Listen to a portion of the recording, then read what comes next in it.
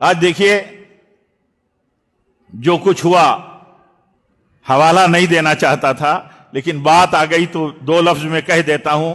Hamas کے حملے ہوئے، جیسا کہ معلوم نہیں کن سورسز سے ہمیں معلومات ملتی ہیں، وہ بھی ایک مسئلہ ہی ہے، لیکن ہے یہ مسئلہ کہ حماس کے حملے ہوئے۔ ایک طبقہ رافضیوں کا، شیعوں کا جشن منا رہا ہے، جشن منا رہا ہے۔ تباہ کر دیا اسرائیل کو، تباہ کر دیا اسرائیل کو۔ ہم کہیں دنیا اور میڈیا کے ان حالات اور ان نظاروں کو دیکھ کر کے یہ سوچنے لگتے ہیں ہم کیا کر رہے ہیں، ہمیں بھی کرنا چاہیے، تو معلوم نہیں ان کی سیاست اور ان کا مقصد اور ان کے ٹارگیٹ کیا ہے، وہ جانے۔ جو سمجھ میں آتی ہے بات تو سمجھ میں آتی ہے بات کہ یہ فتنے اسی لیے پیدا کیے جاتے ہیں کہ اللہ بہتر جانتا ہے کہ ایمان والوں اور اہل سنت کو تباہ کیا جائے۔ ہمارا ایک اصولی موقف ہے، یہودی ہو، کافر ہو، مسلمان ہو، کسی کے ساتھ ظلم نہیں کیا جا سکتا، کسی کے ساتھ۔ اللہ کے نبی نے وفد بھیجا تھا وہ سروے کرنے کے لیے جو وفد بھیجا تھا اپنے خیبر، تو یہودیوں نے پیشکش کی، کہا کچھ رشوت لے لو، ہمارے فیور میں سروے رپورٹ دے دو۔ تو کیا کہا تھا؟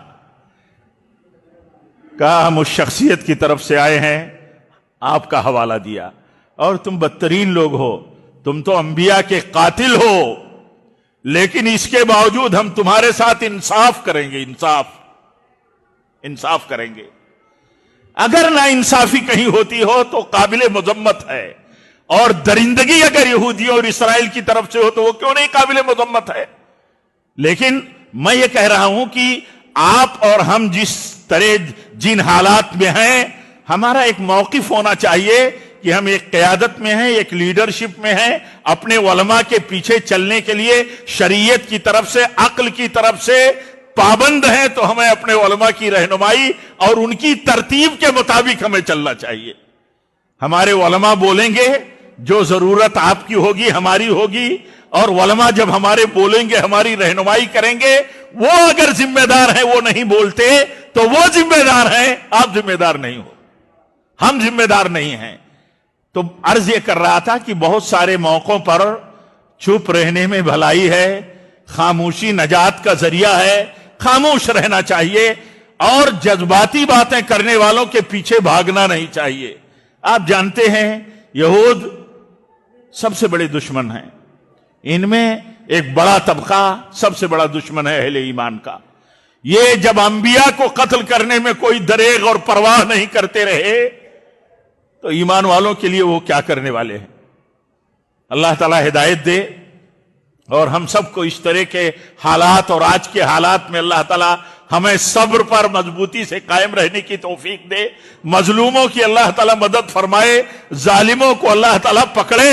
ہمارا یہی طریقہ ہونا چاہیے، لیکن ہم سوشل میڈیا پر پھیلی ہوئی طرح طرح کی الگ الگ رنگ کی الگ الگ اسلوب کی باتوں کے پیچھے نہ پڑیں۔ یہ ہمارے لیے نجات کی راہ ہے، یہ ہمارے لیے دین کی صحیح رہنمائی کی بات ہے۔ آپ سمجھتے ہیں احتجاج مسئلوں کا حل نہیں ہے، ظالموں سے طاقتور لڑنا، جس سے خون خرابہ اور فساد اور تباہی کا مسئلہ کھڑا ہو سکتا ہے، ان سے بچنا ضروری ہے۔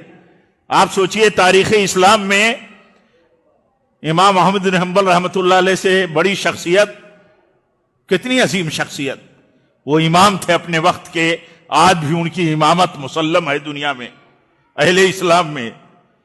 کتنے سنگین حالات ان کے ساتھ گزر گئے، اور لوگوں نے کہا کہ ہم خروج کریں گے، احتجاج کریں گے، لڑیں گے حکومت سے، تو انہوں نے کہا نہیں، خون بہانا امت کا، مسلمانوں کا مجھے قبول نہیں، مجھے یہ چیز منظور ہے کہ میرے ساتھ کچھ بھی ہو جائے۔